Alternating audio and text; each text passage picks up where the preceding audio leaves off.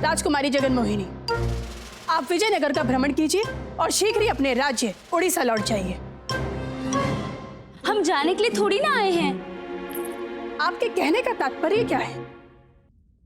हमारे कहने का तात्पर्य ये है कि अब हम आए हैं तो शीघ्र नहीं जाएंगे ना। हम तो आप दोनों के सानिध्य में कुछ दिन रहकर जाएंगे। क्षमा कीजिए, इन दिनों हम अधिक ही व्यस्त हैं, आपका उचित आदर सत्कार नहीं कर पाएंगे। कोई बात नहीं, फिर तो हम अपना सारा समय महाराज के साथ व्यतीत करेंगे।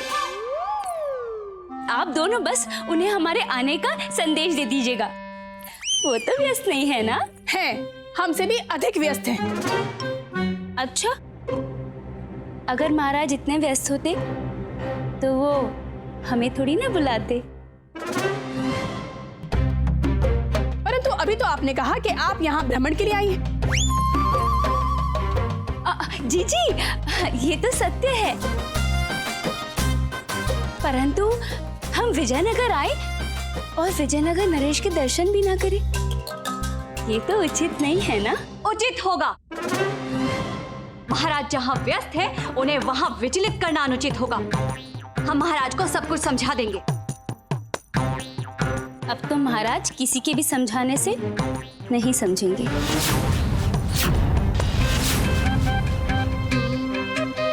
हमें महाराज को समझाना अच्छी तरह से आता है। चलिए छोटी रानी यहाँ से।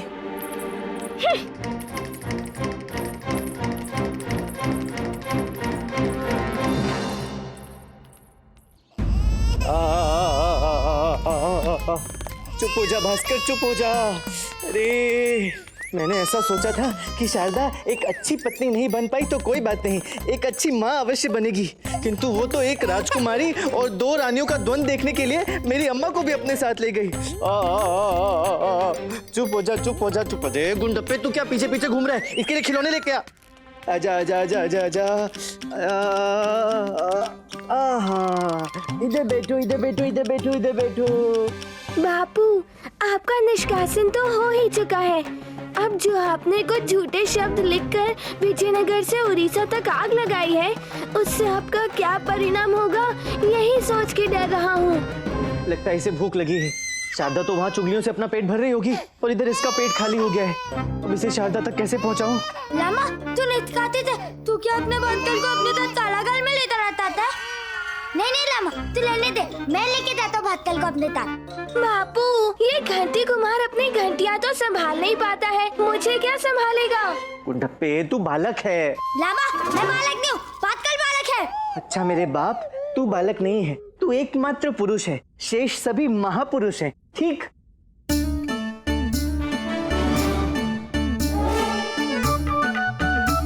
लगता है अब मुझे ही इसे वहां तक लेकर जाना होगा।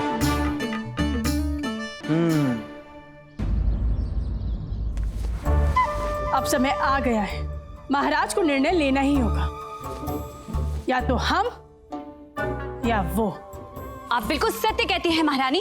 बड़ी महारानी, ये दुशाला हमें बहुत पसंद है, इसे हम अपने साथ ले जाएं? हमें जिसने ये दुशाला दिया था, अब तो उसके लिए हम प्रिय ही नहीं रहे। प्रणाम बड़ी रानी। प्रणाम छोटी रानी। प्रणाम। प्रणाम। अब कहीं जाने की तैयारी हो रही है? हम दोनों अपने अपने घर जा रहे हैं। क्यों? क्योंकि वो आ गई है ना।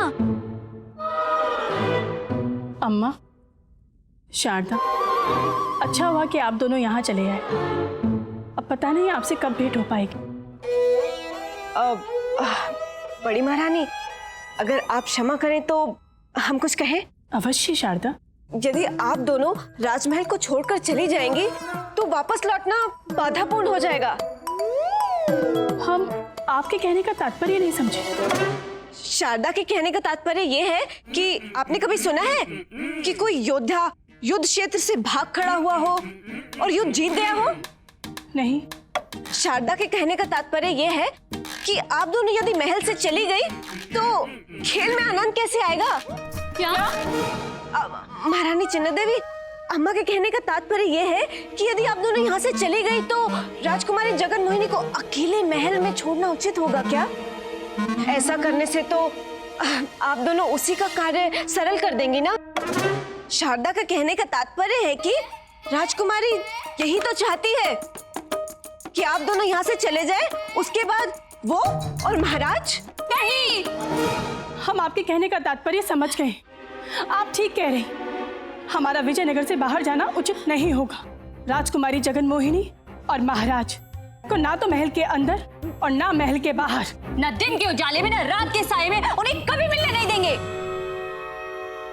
हे ईश्वर, आपका कोटि कोटि धन्यवाद। आपने हमें सही समय पर सचेत किया। अब हम कहीं नहीं जा रहे, तो क्या ये दुशाला आपको लौटाना होगा? नहीं, बस अब हम दोनों को मिलकर उस जगन मोहिनी को उड़ीसा वापस भेजना होगा। अवश्य। आप दोनों इस युद्ध में अपने आप को अकेला मत समझिएगा, हम भी आपके साथ हैं। आशा करती हूँ कि आप शारदा के कहने का तात्पर्य समझ गई होंगी। जी, प्रणाम। प्रणाम। शारदा, अब शुरू हुई कहानी पति, पत्नी और बहू की।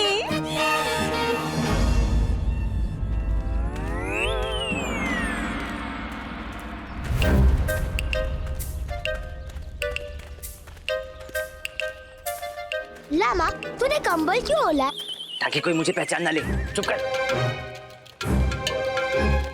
पंडित रामकृष्ण, पंडित रामकृष्ण, पंडित रामकृष्ण, पंडित रामकृष्ण। कोतवाल जी, मैं कंबल ओढ़कर जा रहा हूँ, फिर भी आपने मुझे पहचान लिया कैसे? पंडित रामकृष्ण, जब आप चल के आ रहे थे तो आपका कंबल हिल रहा था और मैं आपके पीछे पीछे भाग कर आ रहा था तो मैं हिल रहा था। बस इसी हिला डुली में मैंने आपको पहचान लिया। बहुत अच्छे। गुंडप्पे को मेरे साथ देखकर नहीं पहचाना? नहीं पहचाना। अच्छा, हिल क्यों रहे? हिलना बंद कीजिए। देखिए पंडित रामकृष्ण, मैं तभी हिलना बंद करूंगा जब आप मेरी सहायता करेंगे। कैसी सहायता? पंडित रामकृष्ण, वो कठपुतली वाला है ना, जो अपनी उंगलियों पे कठपुतलियों को लटकाता है, मेरे पुत्रों ने उसको पेड़ पर लटकने के लिए विवश कर दिया है। अच्छा, वो विजयनगर से गया नहीं अभी तक? अरे जब वो पेड़ से उतरेगा तभी तो जाएगा। किंतु वो पेड़ पर चढ़ाई क्यों है? पंडित रामकृष्ण, इसीलिए तो आपको बुलाया। आप चलिए, खुद ही समझिए। आइए चलिए। आइए आइए आइए आइए आइए। बापू, मुझे नहीं पता आप सहायता का प्रसाद उस मठरी प्रसाद को देने जा रहे हो या कोतवाल के बच्चों की सेना को, परंतु क्यों भूल रहे हो, सहायता की आवश्यकता सबसे अधिक आपको है।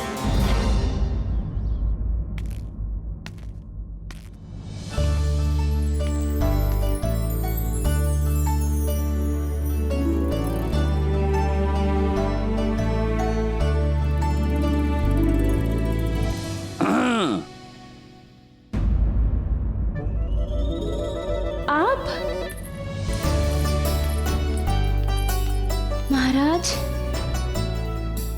जी हाँ, हम सत्य कहे तो हमारा हृदय कब से तत्पर था आपसे भेंट हेतु,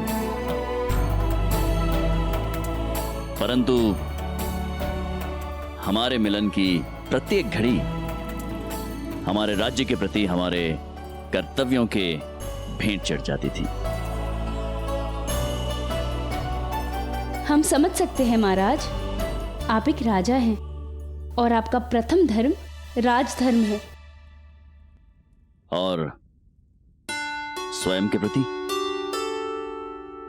हमारी भावनाओं के प्रति हमारा कोई धर्म नहीं है महाराज, परंतु उसके लिए आपको महाराज से दूर स्वयं से मिलना होगा।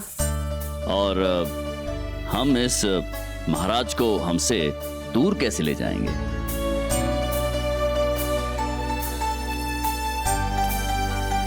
जब आप हमारे समीप आएंगे। जी? अब अर्थात आप हमारे समीप तब आएंगे जब हम आपको हमारे हृदय से हमारे जीवन में लेकर आएंगे। और वो कैसे? आपको हमारे पिताजी से हमारा हाथ मांगना होगा और अपनी अर्धांगिनी बनाना होगा। राजकुमारी जगन मोहिनी, हमें क्षमा कीजिए, परंतु हम आपको हमारी अर्धांगिनी नहीं बना सकते। क्यों? क्योंकि आपको तो ज्ञात है हम पहले से ही विवाहित हैं। हमारी दो अर्धांगिनियां हैं जो हमें आधा आधा बांट चुकी हैं। इसलिए हम आपको अपनी अर्धांगिनी नहीं बना सकते हैं। परंतु यदि आपकी अनुमति हो तो हम आपको अपने जीवन का 1/3 भाग बना सकते हैं।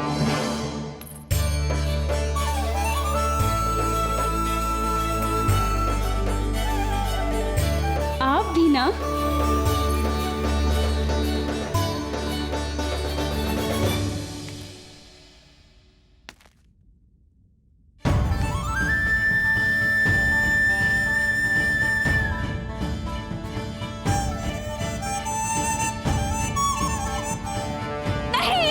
नहीं।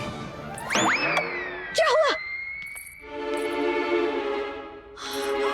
ईश्वर की कृपा है हमारा स्वप्न बीच में ही टूट गया, अन्यथा उसका स्वप्न पूर्ण हो जाता। हाँ, और हमारे पास महाराज का 1/3 भाग भी नहीं बचता। हाँ, उस जगन मोहिनी का दुस्साहस और भी बढ़ गया है। पहले तो वो महाराज के स्वप्न में आती थी, परंतु अब तो वो आप दोनों के स्वप्न में आने लगी है। आप दोनों को अवश्य ही उस जगन मोहिनी का कुछ करना होगा। आप बिल्कुल सत्य कह रही हैं अम्मा। महारानी तिरुमलम्बा, हमें राजकुमारी जगन मोहिनी को रंगे हाथों पकड़ना होगा। देख मैं क्या पत्थर मार दूंगा। अरे नहीं बच्चों, पत्थर मत मारो, मत मारो। अरे बच्चों रुको रुको रुको। रुकिए पंडित रामकृष्णा जी, यदि आपके पाँव चले तो समझो हमारे पत्थर चले। वाह, मारने की चेतावनी भी कौन दे रहा है? हैं? मुझे पत्थर मारोगे? शिव शिव शिव शिव शिव, भूल गए मैंने अपने इन्हीं हाथों से तुम लोगों के लिए मेदू वड़े बनाकर तुम लोगों को खिलाया था। मुझे क्या पता था कि जिन हाथों से ये लोग मेरे बनाए हुए मेदू वड़े खा रहे हैं, उन्हीं हाथों से एक दिन मुझ पर पत्थर मारेंगे। नहीं, हम आपको नहीं मारेंगे। अच्छा, तो फिर किसे? मछली प्रसाद को पत्थर मारोगे? नहीं, इनको भी नहीं। हैं? तो फिर बचा कौन? तुम्हारे पिताश्री कोतवाल जी, बचिए। ओहो, मेरे पीछे बचे हैं। पंडित रामकृष्णा जी, इन बच्चों को रोकिए। अरे जो पहले से ही रुके हुए हैं उन्हें कैसे रोकूं? आप ऊपर से कूद जाइए, इस वृक्ष को अपने पिताश्री की पीठ समझिए और कूद जाइए, ये आपको नहीं मारेंगे। पंडित रामकृष्णा, इतना तो मुझे भी ज्ञात है। जब ज्ञात है कि नहीं मारेंगे तो डर के मारे वृक्ष पर चढ़े क्यों हैं? पंडित रामकृष्णा जी, अगर मैं नीचे आया तो ये पत्थर मुझे नहीं।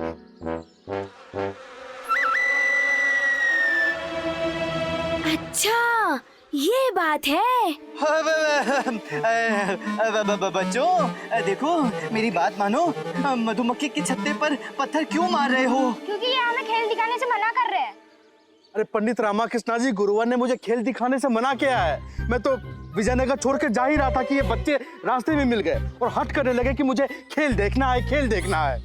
अगर गुरुवर को पता चल गया कि मैंने खेल का मंथन किया है तो मुझे कारागार में डलवा देंगे। हाँ, बच्चों मुझे भी याद है, गुरुवर ने इन्हें स्पष्ट आदेश दिया था विजयनगर से बाहर जाने का। इन्हें जाने दो। अगर इनको जाने देंगे तो खेल के आप दिखाएंगे।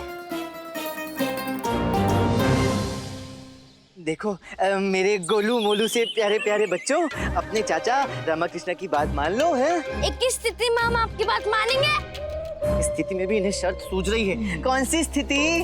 यदि आप हमें फिर से मेदू वड़ा खिलाएंगे। चाचा जल्दी से सोचिए, वरना हम पत्थर मार देंगे। अरे पंडित रामकृष्णा जी, खिला दीजिए ना इन्हें मेंदू वड़ा। हाँ, मृत्यु से पहले एक दिन अवश्य खिलाऊंगा। पंडित रामकृष्ण, आपके यहाँ मेदू वड़ा में ऐसे कौन से जादू हैं? मुझे भी आपके हाथ में मेदू वड़ा खाना है। मुझे मेदू वड़ा नहीं पसंद है। बहुत बढ़िया, अब अपने बच्चों के दल को पकड़िए और निकल लीजिए। बच्चों आओ।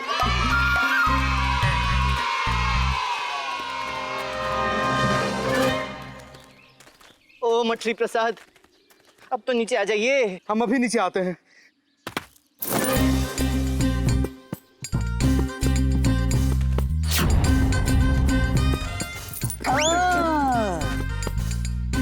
मुझे नहीं पता था कि कठपुतली के खेल में इतनी कमाई है।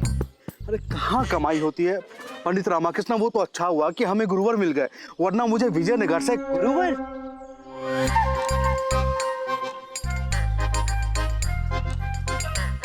नहीं पंडित रामाकृष्ण, कुछ नहीं पंडित रामाकृष्ण।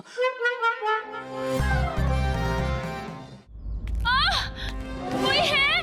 राजकुमारी जगन मोहिनी।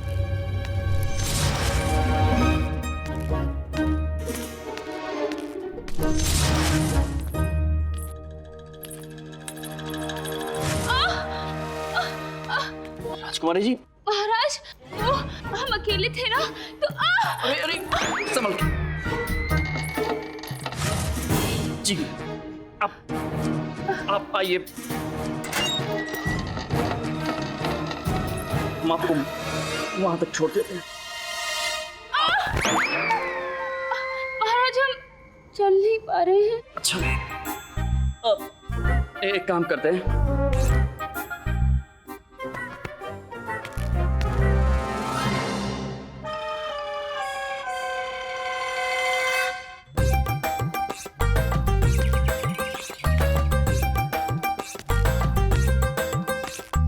महाराज ने राजकुमारी जगन मोहिनी को अपनी बाहों में उठा लिया। हे भगवान, अभी के अभी यमराज को भेंट और हमें उठा ले। महाराज, अत्यंत पीड़ा हो रही है। कहाँ हो रही है पीड़ा? आपको हमारी पीड़ा दिखाई नहीं दे रही? क्षमा करे, परंतु मौत से हमारा पहले कभी पाला नहीं पड़ा है। हम बताते हैं।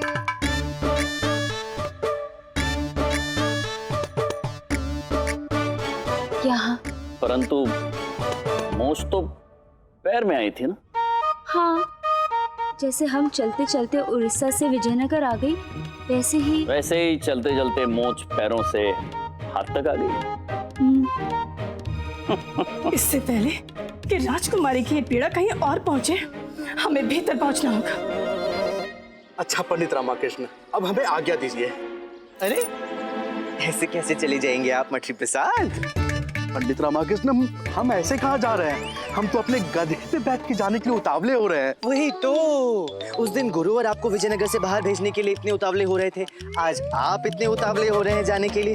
अब तो मैं भी बड़ा उतावला हो रहा हूँ ये जानने के लिए कि गुरुवर ने आपको कितनी सारी स्वर्ण मुद्राएं दी है। अरे मैंने गिनी कहा थी, उन्होंने पोटली दी और मैंने बस। पंडित रामाकृष्ण, आप मेरे मुंह में शब्द क्यों डाल रहे हैं? मैं कहाँ शब्द डाल रहा हूँ। चलिए ठीक है, आप ही सत्य को शब्दों में लपेटकर सामने परोस दीजिए। नहीं, कोतवाल के बच्चों को बुलाता हूँ। नहीं, पंडित रामाकृष्ण, मुझसे बहुत बड़ी भूल हो गई है, मुझे क्षमा करें। वाह बापू, सामने वाले को उसी की ही चाल से कैसे हराया जाता है, ये कोई आपसे सीखे।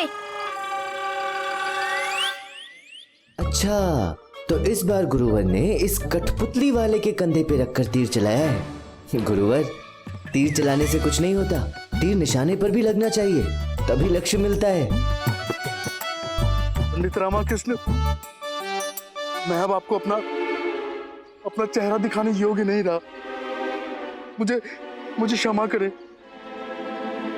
हाँ, एक शर्त पर मैं आपको क्षमा करूंगा। वो क्या? वो ये, आपको मेरे लिए एक कथा का और मंचन करना होगा।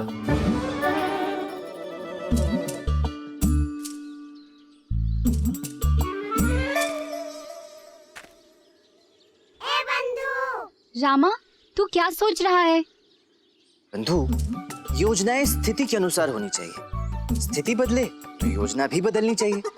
अब हमें उस प्रेम पत्र की कोई आवश्यकता नहीं है। इस मच्छी प्रसाद ने मेरा कार्य और सरल कर दिया है।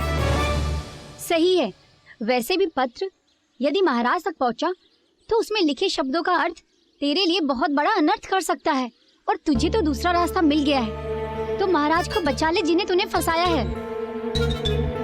हाँ बंधु, यदि दोनों महारानियों को पता चल गया कि वो प्रेम पत्र महाराज ने लिखा है, तो बेचारे महाराज का जीवन दुश्वार हो जाएगा। चल, हम वो प्रेम पत्र ही नष्ट कर देते, क्यों? ये क्या? अपनी चोटी के साथ मिलकर योजना बनाते हो? मैं किस लिए हूँ?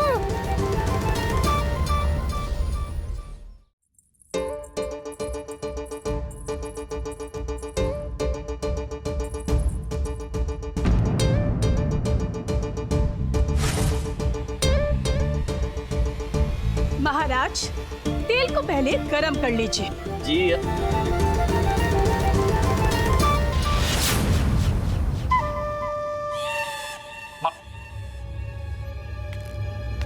आप दोनों यहाँ पर?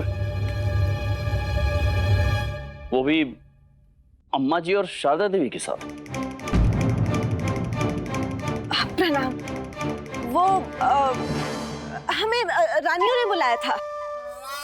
हमने? हाँ, बुलाया था। बुलाया नहीं, याद किया था। वो क्या है ना कि आजकल इन्हें ध्यान ही नहीं रहता कि कब किसको याद किया है। हाँ, इन्होंने भास्कर से खेलने के लिए बुलाया था। हाँ। परंतु भास्कर है कहाँ?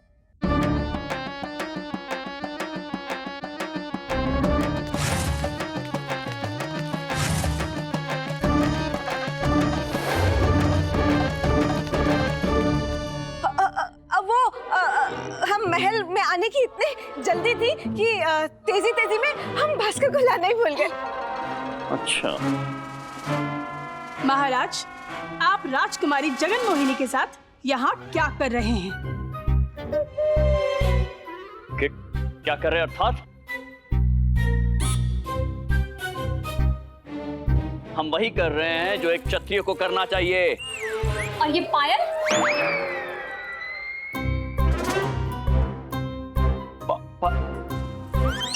अर्थात महारानी, आप एक अबला स्त्री जो पीड़ित है, हम उनकी सहायता कर रहे थे बस। महाराज, इस पीड़ा के लिए राजकीय वैद्य उपलब्ध हैं। और आज कोई भी राजकीय वैद्य अवकाश पर नहीं है। महारानियों, स्मरण रहे, राजकुमारी जी हमारी अतिथि है और अतिथि के साथ हमें आदर और सत्कार के साथ पेश आना चाहिए। ये हमारा कर्तव्य है।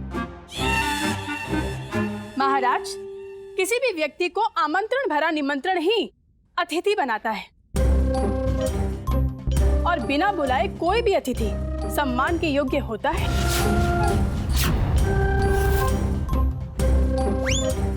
दीदी,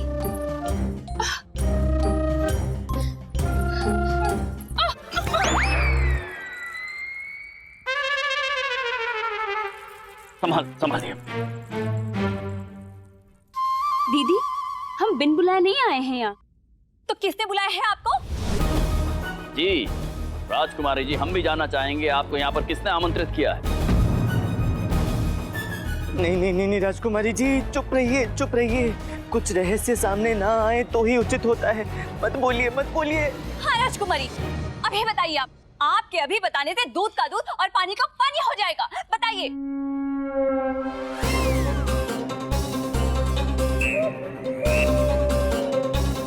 इतना समय तो आपने उड़ीसा से यहाँ आने में नहीं लगाया जितना समय आप निमंत्रण देने वाले का नाम बताने में लगा रही हैं।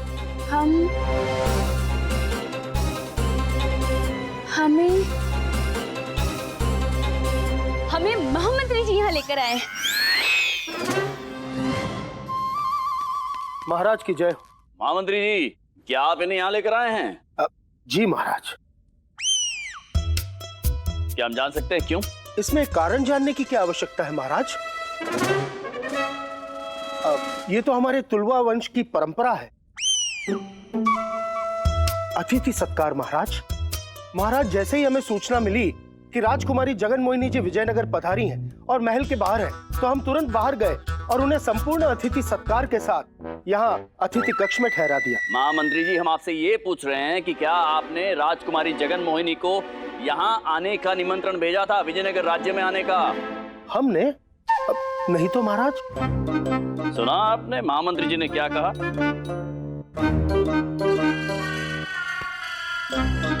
ये दोनों मेरी भाषा में क्यों बात कर रहे हैं?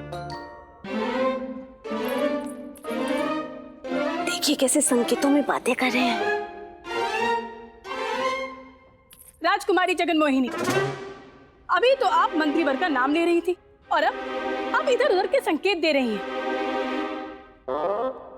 हम सत्य जानना चाहते हैं, हमें सत्य बताइए। हम उनका नाम नहीं लेना चाहते, इसीलिए संकेत कर रहे थे। क्यों? आप क्यों नाम नहीं लेना चाहती? मतलब अपने मुख से उनका नाम नहीं लेना चाहते। तो आप क्या चाहती हैं? अब हम आपके लिए किसी नए मुख की व्यवस्था करें? नहीं,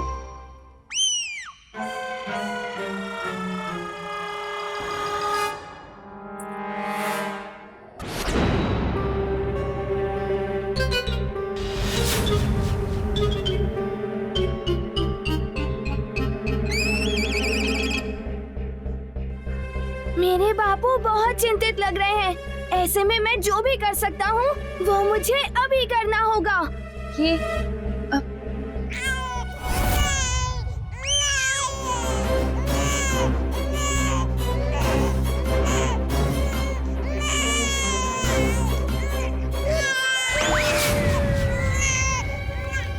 पंडित रामकृष्ण,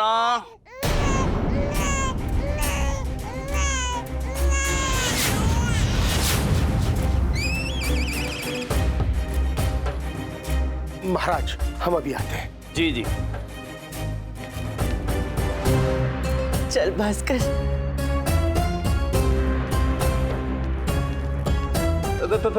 प्रणाम महाराज। आप यहाँ क्या कर रहे हैं? स्मरण नहीं है आपको? आपको निष्कासित कर दिया गया है। हाँ वो मैं तो निष्कासित हूँ, मैं निष्कासित हूँ। भास्कर भास्कर महाराज, भास्कर तो निष्कासित नहीं है ना? अपनी माँ के बिना बहुत रो रहा था, इसलिए मैं यहाँ ले आया। मुझसे त्रुटि हो गई, मैं लौट जाता हूँ। रुकिए रुकिए पंडित रामकृष्ण, हम एक पुत्र को अपनी माँ से मिलने से कदापि नहीं रोक सकते हैं। पंडित रामकृष्ण जी, ये आपका पुत्र है?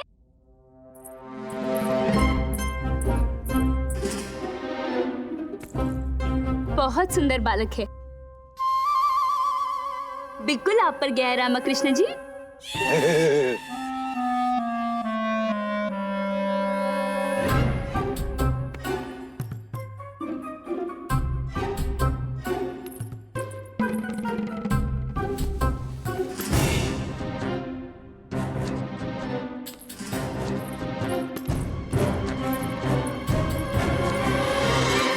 भास्कर बहुत सुंदर नाम है। ये कहना कठिन है कि बालक ज्यादा सुंदर है कि नाम। अरे वाह, ये राजकुमारी तो मेरी प्रशंसा करती ही जा रही है। राजकुमारी जगन मोहिनी, वो तो एक नन्हा सा बालक है, परंतु हम बालक नहीं हैं। आप हमें ये बता रही थी ना कि आप किसके आमंत्रण पर विजयनगर आई थी? बताइए। हाँ राजकुमारी जी, आप बताइए, शीघ्र बताइए, किसके आमंत्रण पर आप यहाँ पर आई हैं? महाराज मैं क्या कह रहा था कि आप अभी भी निष्कासित ही हैं, वाचालवान पंडित रामकृष्ण। हाँ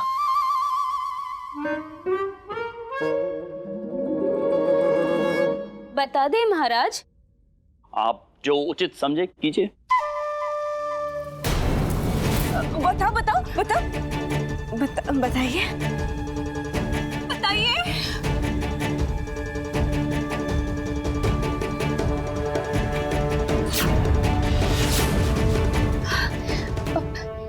जिन्होंने हमें निमंत्रण की सूचना दी थी, वो देखो,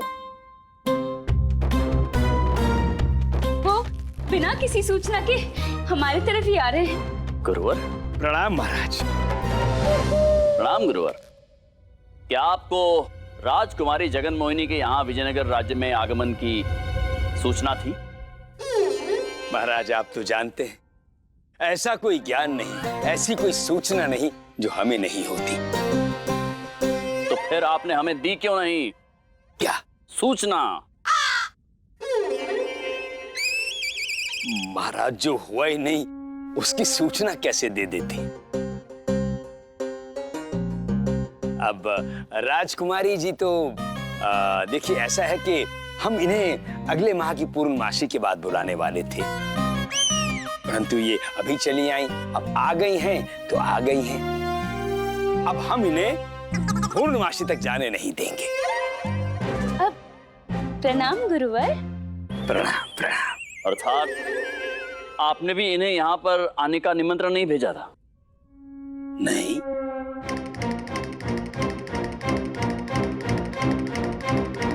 महाराज, अब स्थितियां और परिस्थितियां कह रही हैं कि अब आप हमें और नहीं रोक पाएंगे।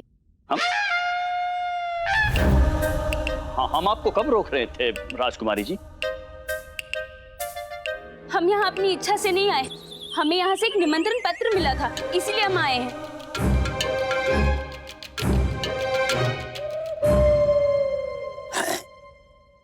पत्र? कौन सा पत्र? अभी दिखाते हैं। अभी तो हमारे पास था, कहाँ चला गया?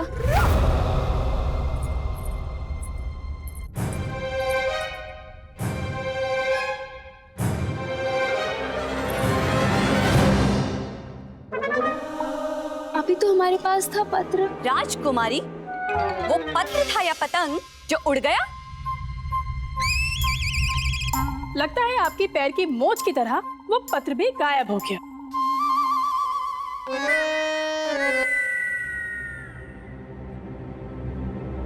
हाँ, याद आया, भास्कर।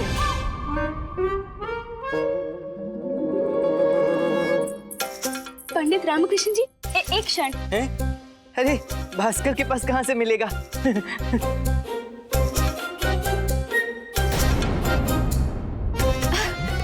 मिल गया पत्र। मिल गया।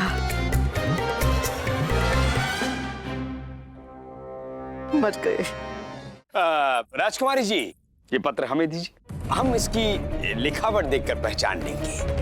अपनी तीक्ष्ण दृष्टि से एक पल में बता देंगे कि ये पत्र किसने लिखा है। क्या बात है, जो स्वयं अपना ही लिखा नहीं पढ़ सकता, अब वो दूसरे की लिखावट पहचान के बताएगा कि किसने लिखा है।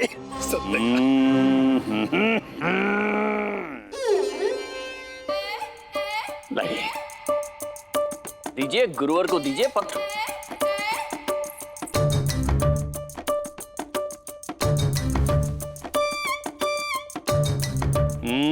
गीला है। हाँ?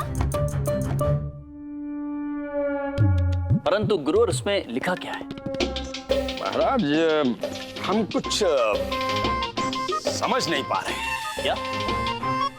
राजकुमारी जी, एक बात बताइए, ये जो पत्र है ये स्वयं कोई नदी में तैरकर आपके पास पहुंच गया? क्यों गुरुवर? गीला है, पानी लगा इस पर। गुरुवर, आप पानी को छोड़िए, ये बताइए कि पत्र में लिखा क्या है? महाराज, इसमें लिखा तो बहुत कुछ है,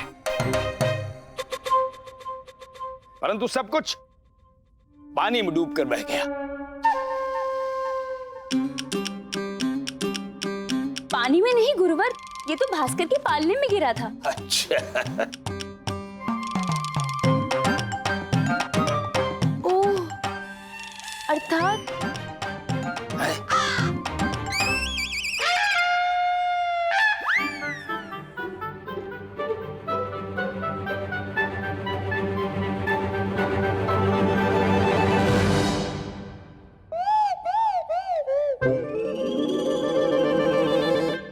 बापू, आपका पुत्र भूखा था, पेट खाली था, फिर भी आपको बचाने के लिए ये करना पड़ा। धनी में नहीं, पकड़ो इसे। नहीं गुरुजी, कहते हैं पकड़ो इसे।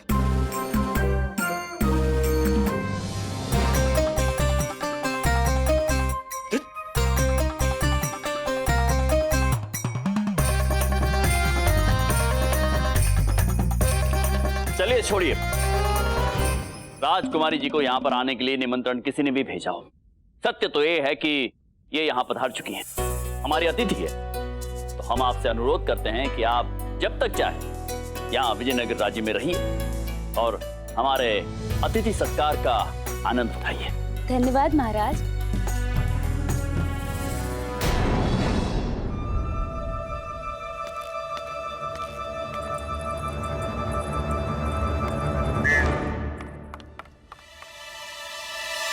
मेरी अम्मेश्वरी, मेरे पुत्र की अम्मेश्वरी, क्षमा करना, तुम दोनों के मनोरंजन की तो बहुत बड़ी हानि हो गई। अब तो तुम्हें कुछ दिखाई भी नहीं दे रहा होगा ना, कुछ सुनाई भी नहीं दे रहा होगा। एक कार्य करो, मेरा हाथ पकड़ो और सीधे घर चलो, मैं तुम्हें रास्ता दिखाता हूँ। चलो चलो।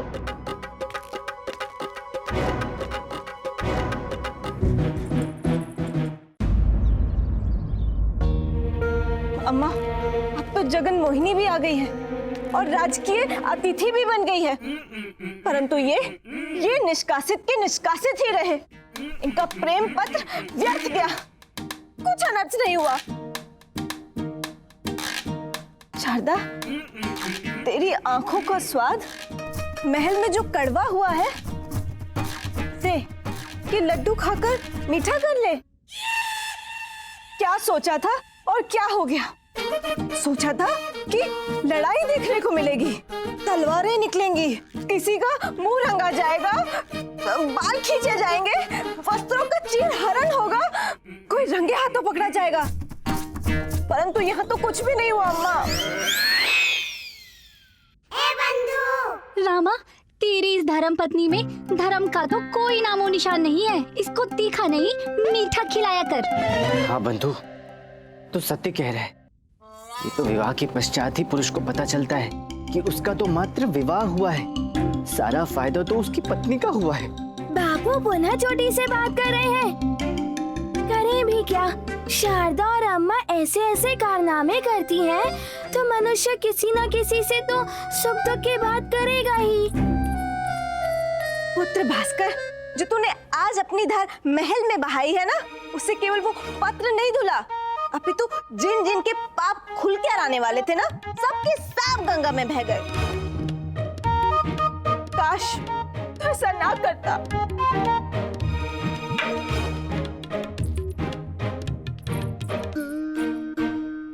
महाराज तो आज दोनों रानियों और उस जगन मोहिनी के बीच ऐसे चूर चूर हो जाते, बिल्कुल ऐसे। हाँ अम्मा, अम्मा, हमारे पास एक उपाय है। अम्मा, अभी तूफान केवल शांत हुआ है, वापस नहीं लौटा है। अभी भी ऊंची से ऊंची लहर उठ सकती है।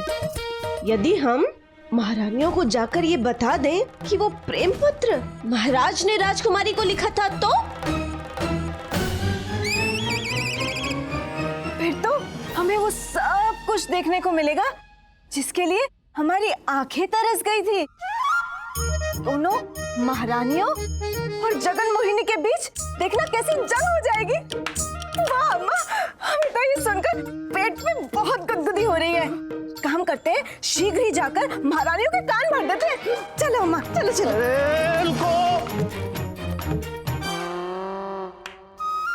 शारदा महोदया, वो प्रेम पत्र किसके कर कमलों से लिखा गया था? आपके। हाँ, तो यदि जांच होगी तो किसका नाम सामने आएगा? आपका। हाँ, तो जो रहस्य अधर में लटका हुआ है उसे लटके रहने दो ना। क्यों मुझे सूली पर चढ़ाने पर तुले हुए हो तुम दोनों? परंतु जब तक जांच किसी निर्णय पर पहुंचेगी, तब तक हमें महाराज, महारानियों और राजकुमारी के बीच त्रिशंकु युद्ध का आनंद तो लेने दो। और हमें पूर्ण विश्वास है कि जब तक दोष साबित होगा, तब तक आप कोई न कोई युक्ति निकाल के तो बच ही जाओगे। चलो अम्मा। रुको। यदि तुमने एक कदम भी इस घर के बाहर बढ़ाया ना, तो मेरे कदम कोतवालन के घर की तरफ बढ़ जाएंगे और मैं तुम्हारे गहने एक एक करके सारे कोतवालन को दे दूंगा। हाँ।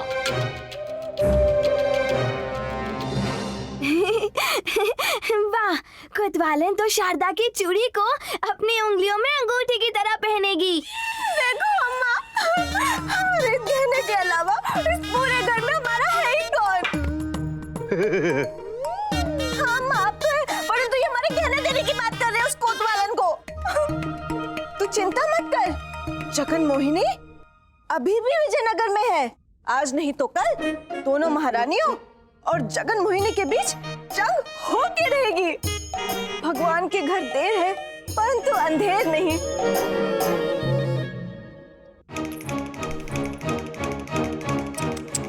शिव शिव शिव शिव शिव। रामा, शारदा तो रुक गई है, पर क्या तुझे विश्वास है तेरी वो दूसरी योजना सफल होगी? बंधु, इस समय मेरी मनोस्थिति ठीक वैसी ही है जैसा अम्मा ने कहा। भगवान के घर देर है, अंधेर नहीं है। लो कर लो बात, बापू ने अपनी चोटी का नाम ही रखा है बंधु।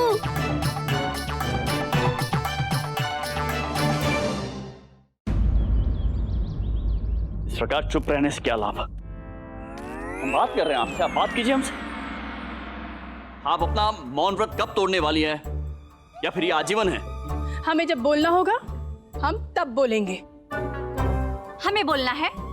हाँ बोलिए ना। हम तब बोलेंगे जब हमारे शब्दों का उचित मूल्य हमें मिलेगा। महाराज,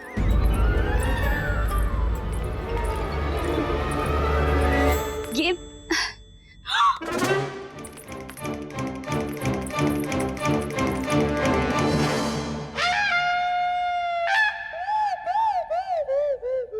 हटिए, कहीं हमारे हाथ से कुछ फिसल ना जाए।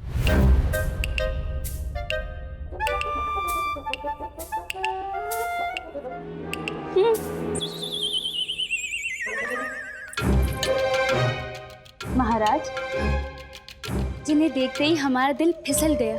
हाँ, अब हमारे कहने का तात्पर्य ये है कि हम ये भेंट संपूर्ण हृदय से महाराज को समर्पित करते हैं। ये रेशमी वस्त्र है और इन पर बहुत सुंदर कढ़ाई का काम भी किया गया है। अगर आप इस वस्त्र की धोती बना के पहनेंगे, लीजिए। धन्यवाद इस मुलायम उपहार के लिए। धन्यवाद। तो आप ये भेंट देने के लिए महाराज से भेंट करने आ गई? हाँ, हमारा सब कुछ इन्हीं का तो है। क्या?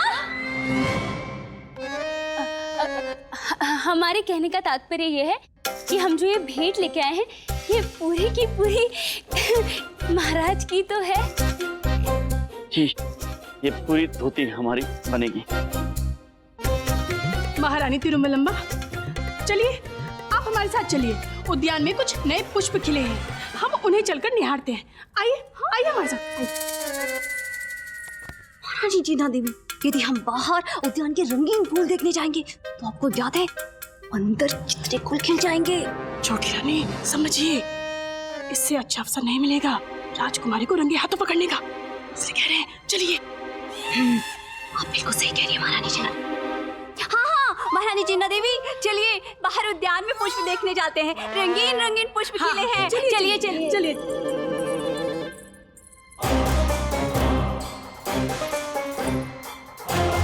हमने महारानियों को सत्य नहीं बताया। वो क्या सत्य है जो आप हमारी महारानियों के समक्ष नहीं बोल पाई? यही जो आपने हमें प्रेम पत्र भेजे थे, प्रेम पत्र जिसे पढ़कर हम यहाँ आपके पास खींचे चले आए। हमने प्रेम पत्र लिखे थे? हम जानते हैं महाराज कि आप बहुत शर्माते हैं, इसीलिए आप जो हमसे कह नहीं पाए, आपने लिख दिया और हम तक वो प्रेम पत्र पहुंचाया, है ना? जी, सत्य है। सत्य है? सत्य ये है कि हम शर्माते हैं, परंतु वो प्रेम पत्र तो हमने आगे। सबसे ताजा और शुद्ध सत्य तो ये है कि हमने सब सुन लिया। वाह महाराज वाह, क्या युक्ति निकाली है आपने राजकुमारी को विजयनगर बुलाने की। ये क्या पागलपन है? हमने ऐसा कुछ नहीं किया। सत्य कह रहे हैं हम ताम्र पत्र पर लिख कर दे सकते हैं कि हमने कोई पत्र नहीं लिखा है। महाराज, आप तो हमारी आंख के पीछे। महारानी तिरुमलम्मा, आंख के पीछे नहीं, पीठ के पीछे। जो भी हो महारानी, हमें बोलने दीजिए। हम महाराज की तरह कोई प्रेम पत्र नहीं लिख रहे हैं जो आप हमें टोक रही हैं। शांत हो जाइए आप। आप बिना कारण के हम पर संदेह कर रही हैं।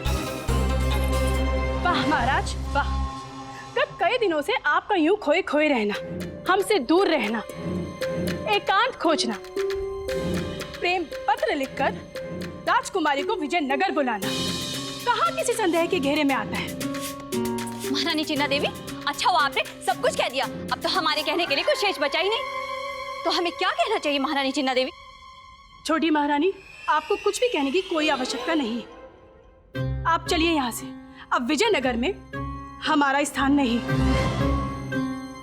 चलिए यहाँ से। रुकिए, रुक जाइए।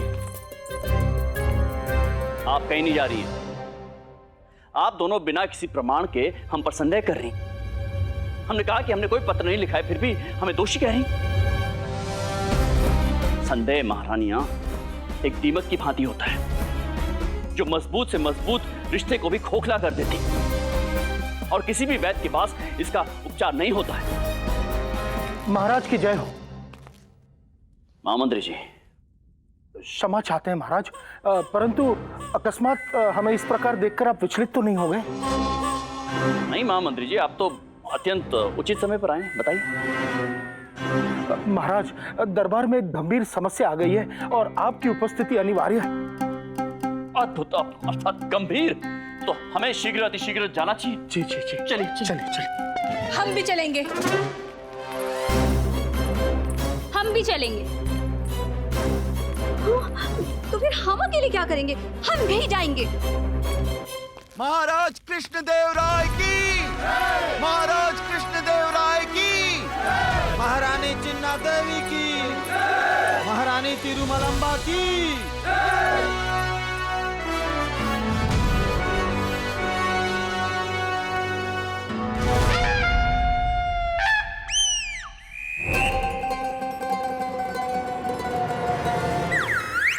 उड़ीसा राजकुमारी जगन मोहिनी की जय। उड़ीसा राजकुमारी जगन मोहिनी की जय। उड़ीसा राजकुमारी जगन मोहिनी की जय।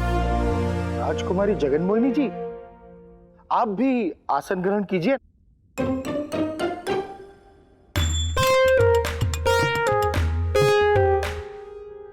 यहाँ आइए। हाँ मंत्री जी, परंतु वो तो पंडित रामकृष्ण का स्थान है। कोई बात नहीं महाराज, हमें तो आपके चरणों के पास स्थान मिल जाए, वो भी हमारे लिए बहुत है।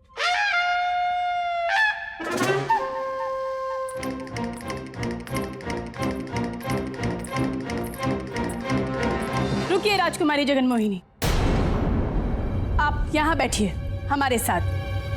नहीं दीदी, इसकी कोई आवश्यकता नहीं है।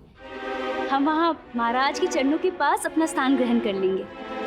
हम आपसे कह रहे हैं ना, आप यहाँ आकर बैठिए।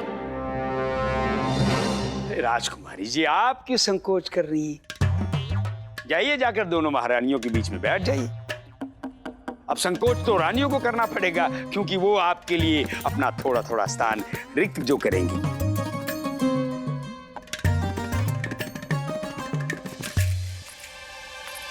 क्यों गुरुजी, क्यों क्यों दो भूखी शेरनियों के बीच में एक चालाक लोमड़ी को भेज रहे हो? फंस जाएंगे गुरुजी, इसलिए शांत रहिए, ज्यादा टेंटे मत कीजिए। ये तो आपका स्थान भी महाराज दरबार के बाहर लगवा देंगे। हाँ।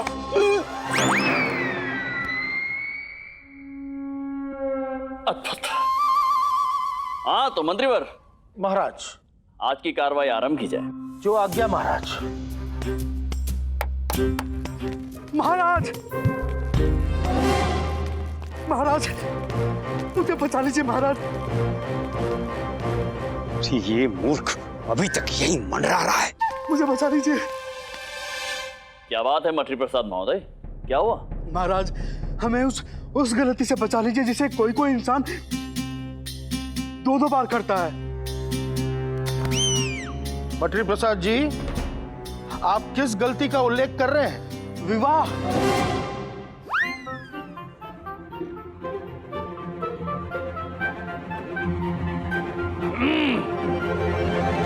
मंत्री प्रसाद, दरबार में अपनी कला का मंचन करने और अपनी बात कहने में बहुत अंतर होता है।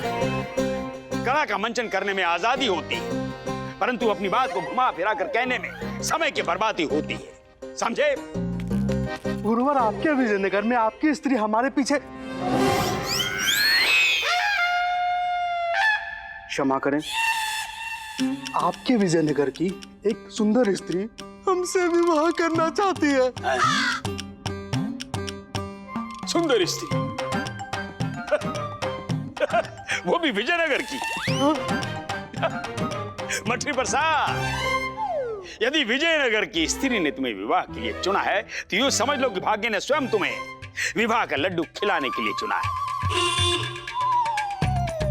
तो बस मुंह खोलिए और सुख भोगिए।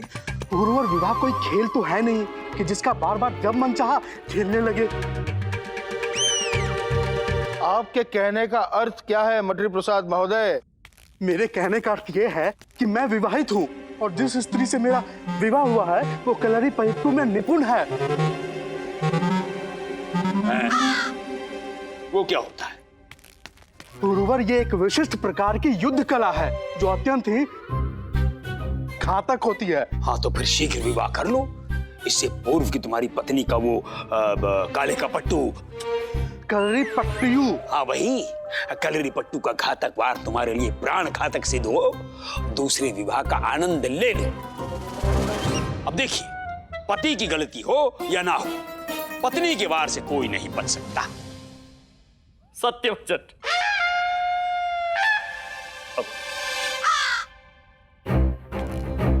गुरुवर, आपने जिस शस्त्र से मेरे और महाराज के मध्य संदेह का बीज बोया था, अब मैं उसी शस्त्र से पलटवार करूंगा। मठरी प्रसाद महोदय, आप हमें बताइए कौन है वो स्त्री जो आपसे विवाह करना चाहती है? महाराज, वो स्त्री जो मुझसे विवाह करना चाहती है उसका नाम स्वामी।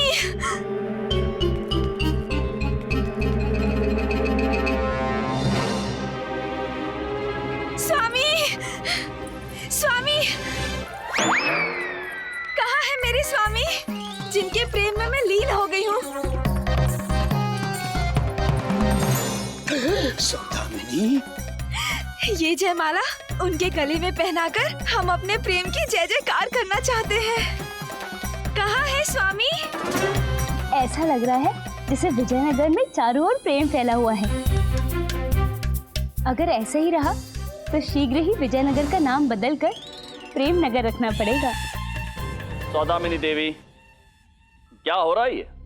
आपके हाथों में ये जयमाला, चाहती क्या है आप? महाराज क्षमा कीजिए, आज हम इस दरबार में स्वयं को अपने देवता को अर्पित करने आए हैं।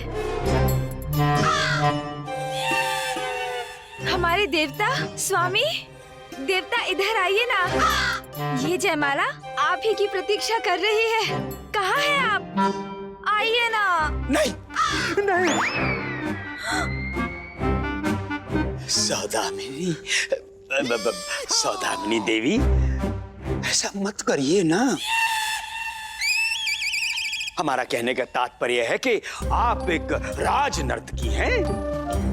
अपने पद की गरिमा का ख्याल तो रखिए। जिनके मस्तिष्क में गरिमा की गर्मी होती है, उनके हृदय प्रेम की तपन को कभी नहीं समझ सकते। गुरुवर, देखिए देखिए सौदामिनी देवी, सौदामिनी, हम हैं तत्थू, तुम्हारे तत्थू। कहकर हमें गुरुवर किसी और को न बनाओ वर। क्या कहा गुरुवर? तत्थू? तत्थू? थू थू थू।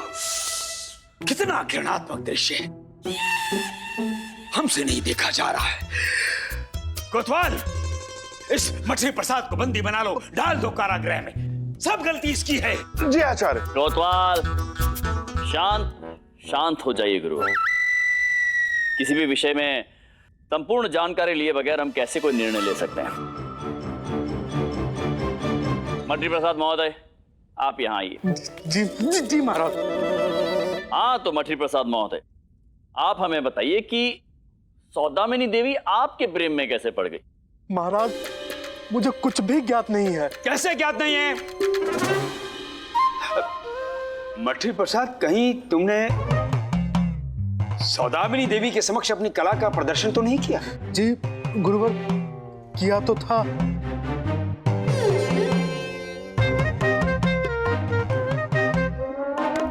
और इनकी कला का मंचित प्रदर्शन देखकर हमें प्रेम ज्ञान प्राप्त हुआ और हमारे भटकते हुए हृदय को तृप्ति प्राप्त हुई।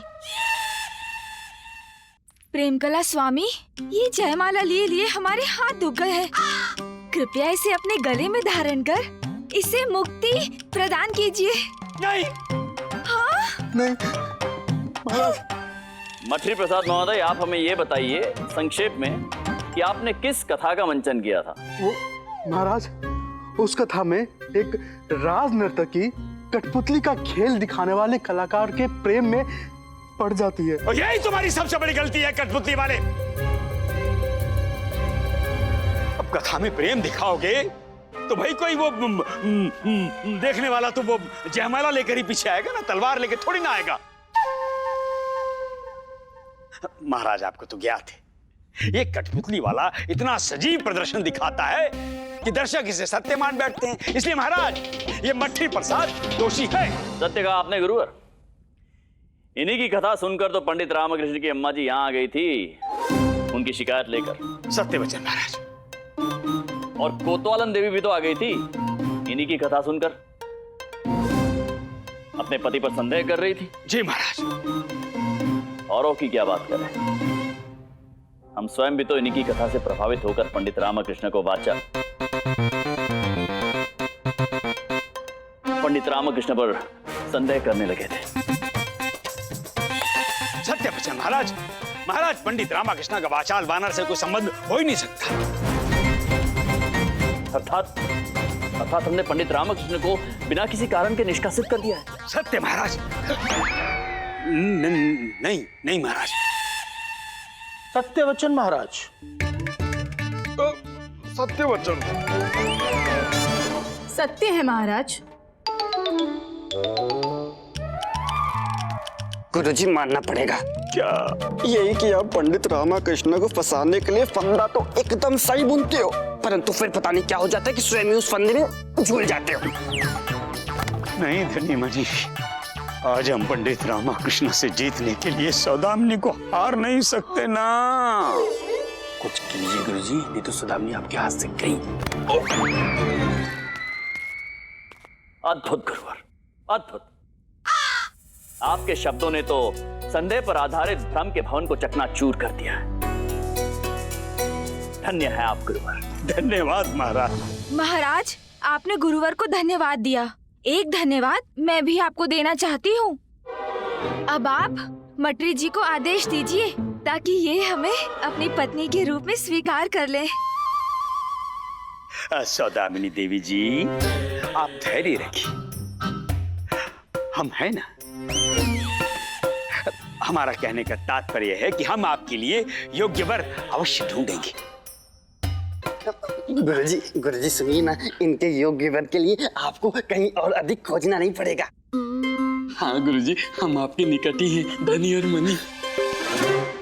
मठरी प्रसाद महोदय, हमें एक बात समझ में नहीं आई।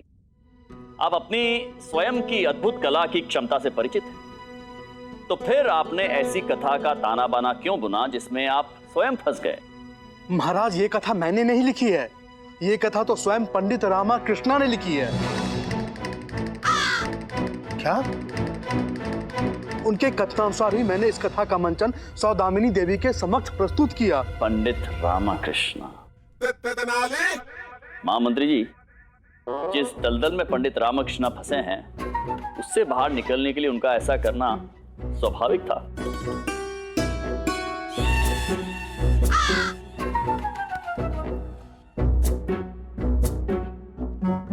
पंडित रामकृष्ण। महाराज, आप भूल रहे हैं, आप ही ने पंडित रामकृष्ण का निष्कासन किया है। हम जानते हैं गुरुवर, और हम ये भी जानते हैं कि पंडित रामकृष्ण इस समय यहाँ पर इसी राज दरबार में उपस्थित हैं।